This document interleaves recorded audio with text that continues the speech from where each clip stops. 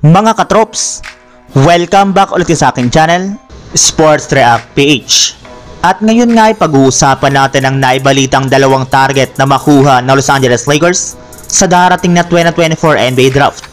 Pag-uusapan na rin nga natin dito sa ating panibagong video ang naging Game 5 ng NBA Finals sa pagitan ng Dallas Mavericks at Boston Celtics.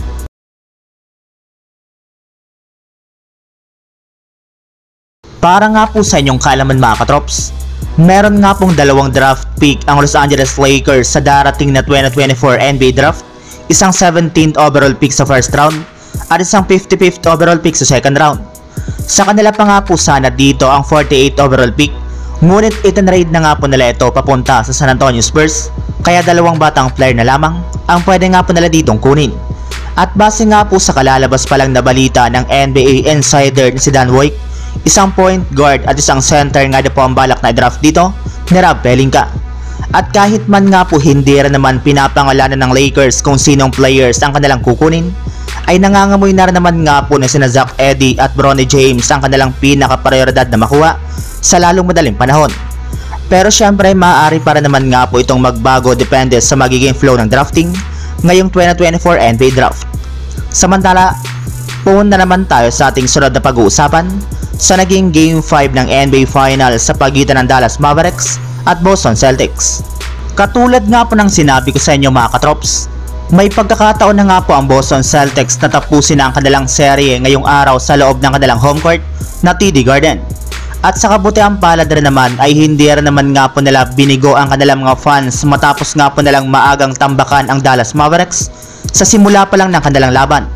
At bagamat man nga po sinubukan ng Dallas na humabol at dumikit matapos magtala dito ng 28 points at 12 rebounds si Luka Doncic at kumuha naman ng 15 points si Kyrie Irving, ay hindi pa rin nga po nila kinaya ang napakainit na opensa ng Boston Celtics sa pangunguna nga po ni Jason Tatum na nagtala dito ng 31 points, 8 rebounds at 11 assists, Jaylen Brown na kumana ng 21 points, 8 rebounds at 6 assists, Jrue Holiday na nagtala nga po ng 15 points at 11 rebounds, at si Derek White na gumawa naman ng 14 points at 8 rebounds.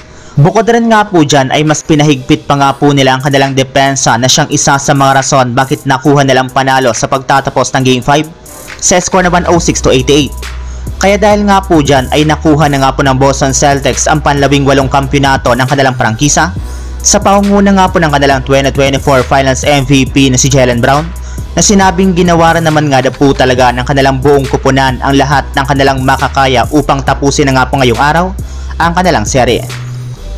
So yun lang mga katrops, ang handog kong story ngayong araw. Sana nag-enjoy kayo, please like and subscribe my YouTube channel, Sports React PH, para sa iba pang story at update patungkol sa NBA. Kita-kits muli sa ating susunod na video.